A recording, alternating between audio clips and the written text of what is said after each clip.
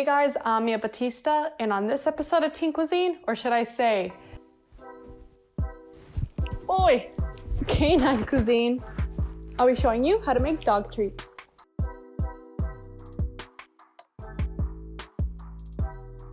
For this recipe, you'll need 1 cup of pumpkin puree, 2 eggs, 1/3 cup of peanut butter, 2 cups of flour, and 1/2 teaspoon of cinnamon.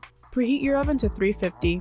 Then, in a large bowl, combine your pumpkin, eggs, and peanut butter.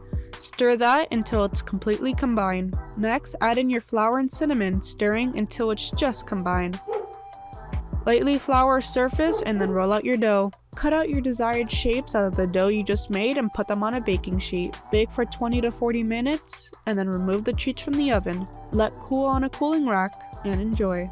Okay guys, now that that's done, let's see what the critic thinks.